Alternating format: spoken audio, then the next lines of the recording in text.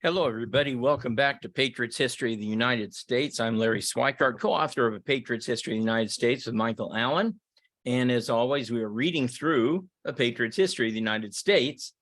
In case you're new or haven't been paying attention, this is the 40th printing of Patriot's History of the United States, and we are in our 15th anniversary edition, which means I'm reading from the 15th anniversary edition. If you have any different edition, the pages may be off, but the headers should all be the same. So I will always give you a header as to where we're starting and where we're going. Every once in a while, we change the header, but not too often. And so I'll always give you that and the page numbers. Likewise, when we need to stop and go to a document, as we will soon, I don't think we will today. I think that'll be our next lesson.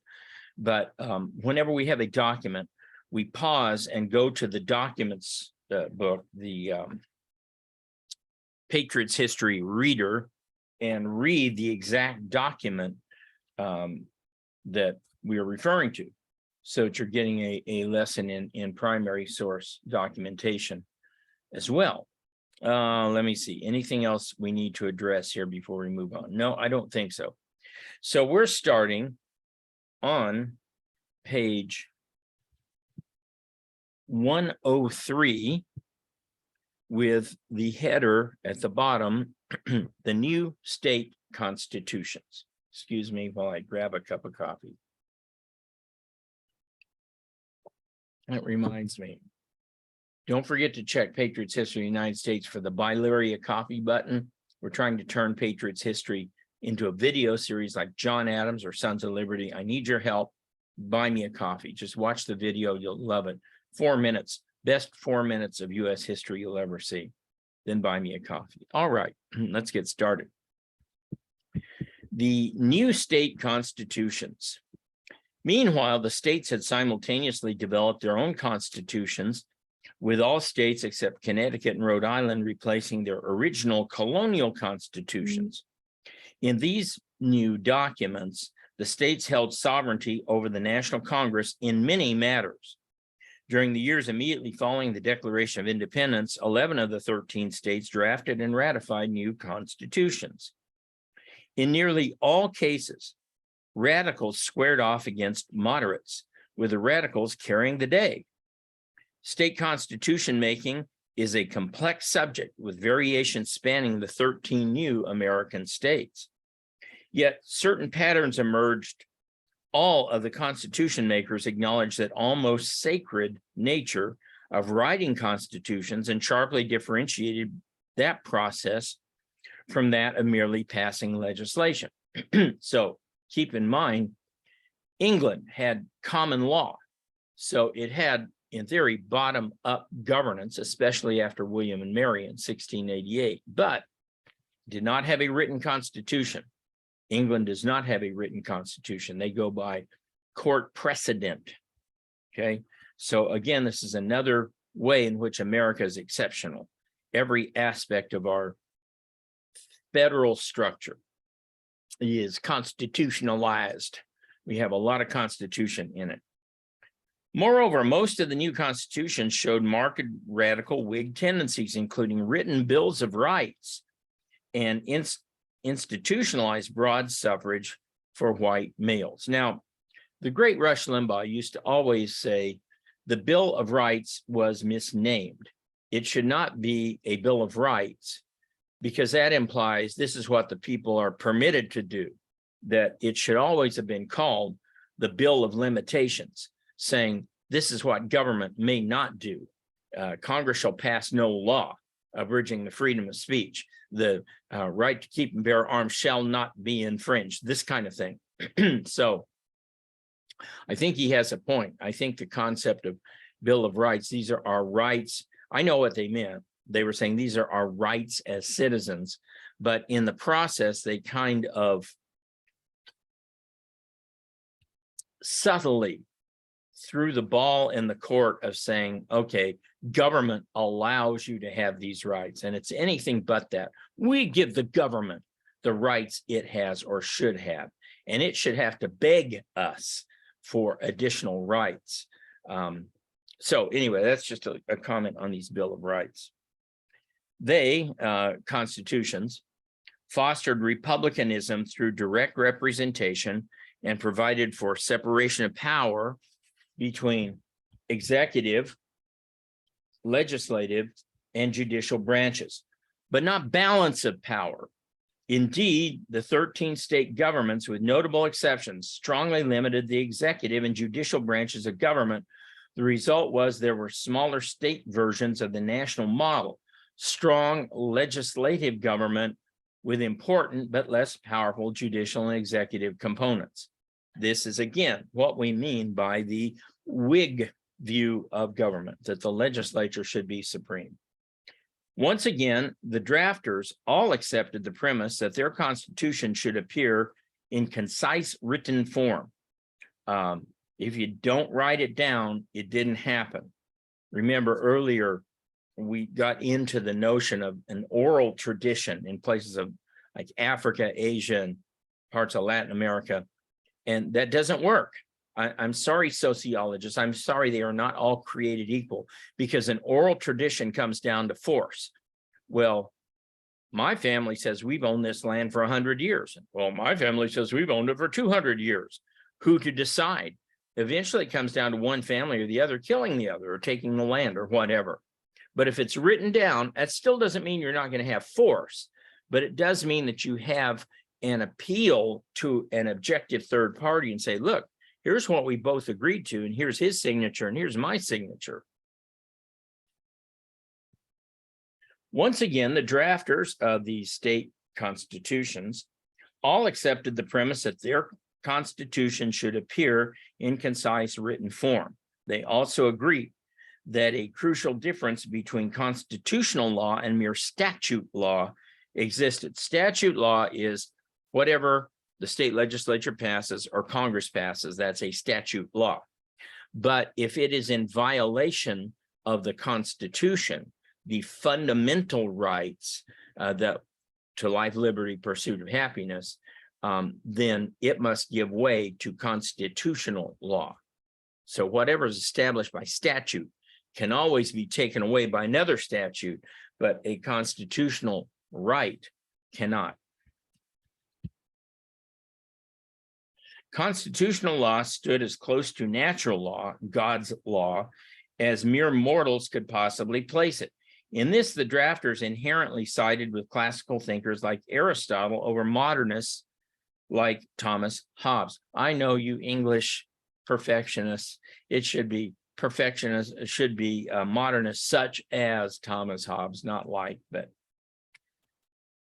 when you write a 900-page book, you got to save characters and words at every possible opportunity. The former, that is Aristotle, held that all government was natural, even to the point of being a spiritual exercise, whereas the latter held that the state was artificial. Jefferson, one of the most vocal advocates of small government, wrote in the Declaration that after altering or abolishing government, it is, quote, the right of the people to, quote, institute new government. By siding with the classical thinkers, Americans avoided some of the assumptions that weakened European constitutions, where the, quote, artificiality model dominated. Think of post-World War II France, with its 24 governments in 12 years. Consequently, the natural basis of constitutional law made it fundamental law, which positioned it much higher than statute law, what I just said. Thus, constitutions must, wherever possible, be drafted and ratified by special bodies, constitutional conventions, not merely state legislatures, and ultimately 9 of the 11 new constitutions were drafted and appeared in this manner. The state constitutions emerged during the most radical years of revolutionary political thought, and most of them reflect that radicalism, a point most noticeable in the Constitution's tendencies to hedge and restrain their executives. After 1776, for example, governors could no longer introduce legislation, convene or adjourn assemblies, command the state militia, pardon criminals, or veto bills. Pennsylvania axed the governorship from its constitution, allowing the legislature to serve in an executive capacity. The judiciary suffered similar checks on its powers. Legislators and voters selected judges to serve set terms in office or even on the basis of, quote, good behavior. Judges' salaries were fixed by the legislatures, which also retained the right to impeach or recall magistrates. And no judge had the prerogative for judicial review or determining the constitutionality of laws. Like the executive, the judiciary in most states remained a creature of the legislature. Nearly all of the new constitutions expanded suffrage, that is the right to vote, republicanism, and the civil liberties of the constituents. 8 constitutions contained bills of rights, delineating the forms of freedom of speech and religion, citizen protections from the military, the right to keep and bear arms, and components of due process. So, by the way, when you hear people rail against the Second Amendment, all you have to do is go back to the state constitutions and say, what was the model? What was in these guys' minds when they were writing the Second Amendment based on what was in all these state constitutions? And again, you're going to find that the right to an armed citizenry was very general and very well accepted, and it was to be an individual right, not a state right. It was always assumed they had guns. The issue was, how do we organize them into a militia with their guns? Okay.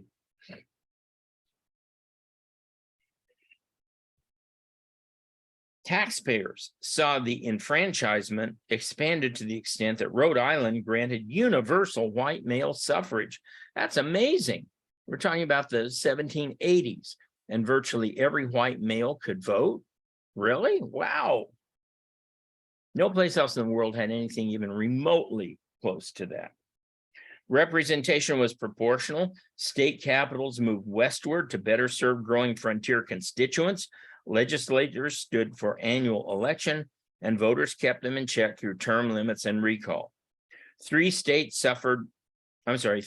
eliminated their upper legislative house, but in all other cases, the lower house retained more power than the upper, controlling each state's economic and military policies, as well as important judicial and executive powers.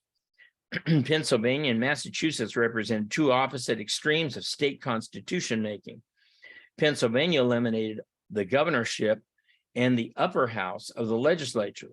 Quote, "We never shall have a hereditary aristocracy," unquote, wrote one Pennsylvania Whig in opposition to a state Senate. Boy, have things changed there. Do they have an aristocracy to where you have a guy who through a stroke cannot even put together a full sentence serving as the senator of that state, because the elites and the aristocracy have deemed that no Republican may hold that office. We can only give that to another Democrat, even if he is brain infirmed. Header, God and the Americans, on page 105. Few issues have been more mischaracterized than religion and the government's attitude toward religion in the early republic. Modern Americans readily cite, quote, "the separation of church and state," a phrase that does not appear in the Constitution, yet is a concept that has become a guiding force in the disestablishment of religion in America. Most settlers had come to America with a quest for religious freedom, constituting an important, if not the most important, goal of their journey. In other words, many people came here to get rich, but many came here for religious freedom. Maryland was a Catholic state, Pennsylvania a Quaker state, Massachusetts a Puritan state, and so on. But when Thomas Jefferson penned Virginia's Statute for Religious Freedom, enacted in 1786, the state's relationship to religion seemed to change. Or did it? Jefferson wrote the Virginia Sabbath Law. So here this guy, this deist, supposedly, Jefferson says, no, you're going to have everything closed on Sunday. To quote the great Kanye West, "Closed on Sunday, you're my Chick-fil-A."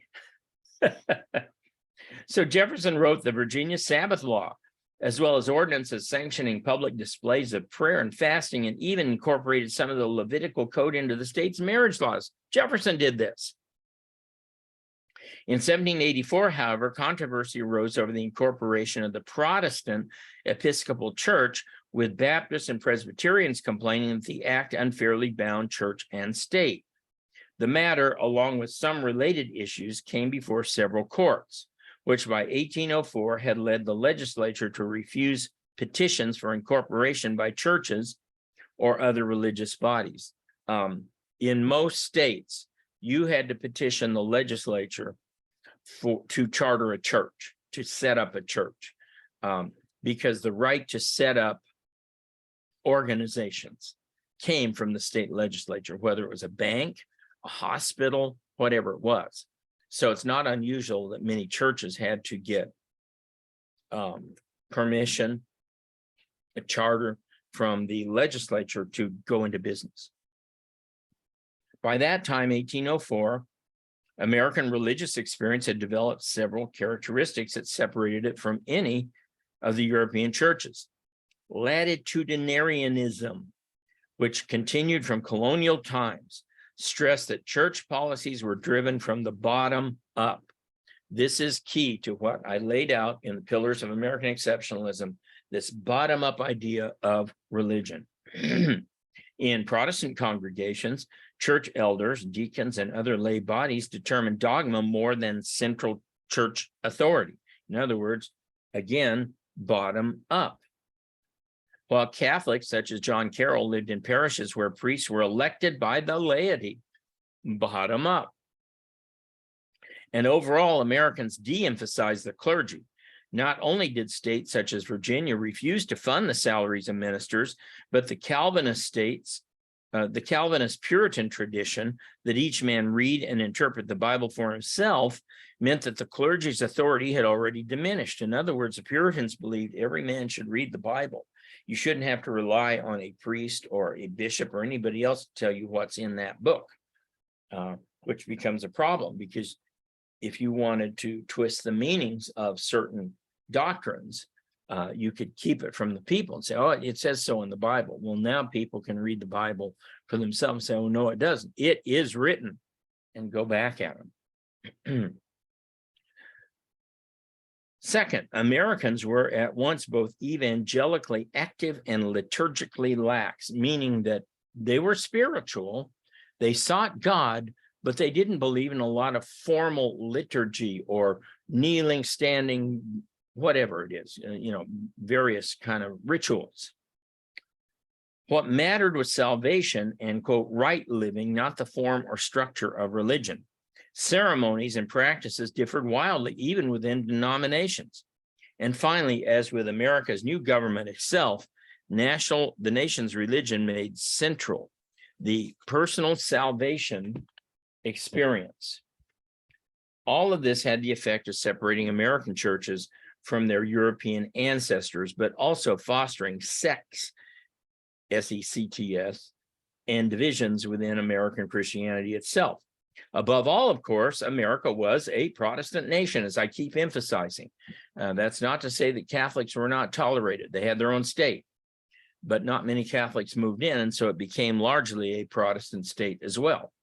But this is to say that as a Protestant nation, we were for the most part bottom up. I understand there's some Protestant denominations, the Episcopal Church, for example, that's top down, but for the most part, we're bottom up. This view, let me see, only about 2,500 Jews lived in America in 1790, and there was no contemporary record of any Muslims or adherents to any other religions. Thus, they were treated not so much with tolerance as with the indifference their numbers warranted. I mean, nobody paid attention to them. There were so few of them. If they wanted to, they couldn't cause trouble, for example, as some Muslim minorities have today. Okay. So in the legal context, the debates never included non-Christian groups in the deliberations, again, because they weren't important in terms of numbers. At the same time, this generic Christian faith, wherein everyone agreed to disagree, served as a unifying element by breaking down parish boundaries and, in the process, destroying other political and geographic boundaries. The Great Awakening had galvanized American Christianity, pushing it even further into evangelism, and it served as a springboard to the revolution itself, fueling the political fire with religious fervor and imbuing in the founders a sense of rightness of cause. To some extent, then, quote, the essential difference between the American Revolution and the French Revolution is that the American Revolution was a religious event, whereas the French Revolution was an anti-religious event. I'm not sure who that footnote is, but I'm guessing it's Paul Johnson. He had a great article called God and the Americans that we cite. Revolution was in the mind and hearts of the people and change in their religious sentiments of their duties and obligations. Consequently, America, while attaching itself to no specific variant of Christianity, operated on an understanding that the nation would adopt an unofficial generic Christianity that fit hand in glove with republicanism. Alexis de Tocqueville, whose Perceptive Democracy in America, 1835, provided a virtual roadmap for the future direction of the young nation, observed that in the United States, the spirit of religion and the spirit of freedom, quote, were intimately united, and that they reigned in common over the same country. Americans, he added, quote, viewed religion as indispensable to the maintenance of the Republican institutions, unquote, because it facilitated free institutions. Again, what we said about bottom up. Every place that's bottom up, I keep coming back to this. This is what makes us exceptional. Bottom up religion, bottom up politics. Certain fundamentals seemed unanimously agreed upon. Posting of the 10 Commandments in public places was appropriate. Prayers in virtually all official and public functions was expected. America was particularly blessed because of her trust in God, and even when individuals in civic life did not ascribe to a specific faith, they were expected to act like, quote, good Christians and conduct themselves as would a believer. Politicians like Washington walked a fine line between maintaining the secularist form and yet supplying the necessary spiritual substance. In part, this explains why so many of the early writings and speeches of the founders were both timeless and uplifting.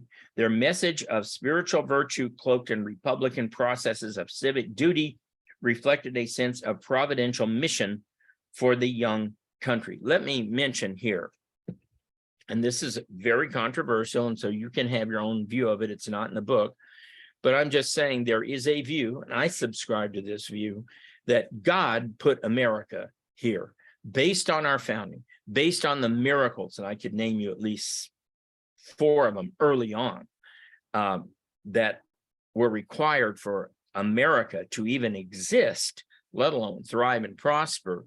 God had his hand on this nation from the beginning because, again, at Plymouth, the very first thing they did was give thanks to God. They handed over the country to God. And that, again, that's why, no offense, Virginians, but that's why Jamestown is not representative of American exceptionalism. Plymouth is. Plymouth is the leader in all things because of its association with God's divine providence on this nation. And so that's why, me personally, I can't think God's ready to let the country fail yet. He will let us know very clearly when he's done with this. I mean, it would be a Sodom and Gomorrah moment where you can't find 10 righteous men. And I can find 10 righteous people probably in my Sunday school class. So I do believe that the United States of America is founded with divine providence and guidance, and that God has his hand on the scale of the United States of America and isn't yet ready to let go of it. Okay, back to the book, page 106, last paragraph. With no state boundaries to confine them, religious doctrines found themselves in a competition every bit as sharp as Adam Smith's invisible hand of the market. Most communities put up a church as one of their first civic acts, and traveling preachers traversed the backwoods and frontiers where no churches existed. Ministers such as Lyman Beecher, 1775 to 1863, characterized this new breed of traveling evangelist. Beecher, a New Haven Presbyterian who later assumed the presidency of the Cincinnati Theological Seminary, gained fame for his essay against dueling after Hamilton's death in 1804. Well before that, however, he pioneered American religious voluntarism. Like other Sorry, my dog came in and distracted me. Okay. Like other westward-looking Americans, Beecher accepted the notion that the nation's destiny resided in the West, precisely where the frontier spread. People took out so much that a revival was the only way to reach them. Beecher's revivals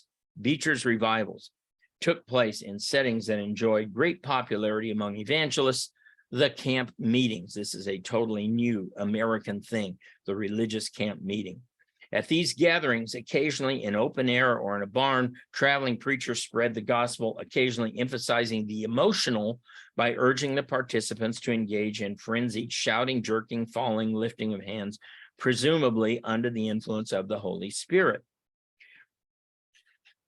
Okay, we're going to stop right there. And what I'm going to do next time is we're going to go back and pick up the documents with the Patriot's History Reader, and we're going to read on the electing a Roman Catholic bishop, John Carroll, on pages 44 to 48 of the Patriot's History Reader. So that's where we will stop today. We still have a lot more to say about religion in America, and there's some very good books out about this. Mark Knoll's a pretty good historian on this.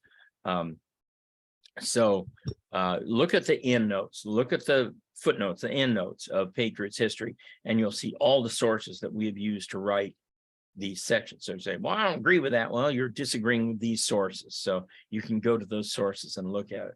All right. I will see you guys back here on Wednesday. And in the meantime, don't forget to check out the VIP service where I have ongoing lesson programs. We're adding a program called Integrity, looking at great people like George Washington.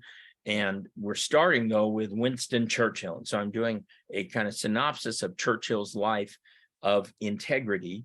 Not in all ways. The guy drank a lot, right? But he had so much integrity in other ways. So we're doing that series. I'm starting, I have ongoing lesson programs in Horrible History of Howard Zinn, the 1620 Default, Why the 1619 Project is Wrong, on and on and on. Join the VIP, $6 a month. It's worth it for all the stuff you get. And you'll be entitled to get a copy of my new autobiography too. So check that out. And don't forget, buy me a coffee. Go watch the trailer. It's a fantastic trailer. And help us make Patriot's History the motion picture, the video series, by buying me a coffee. And I'll see you guys back here on Wednesday.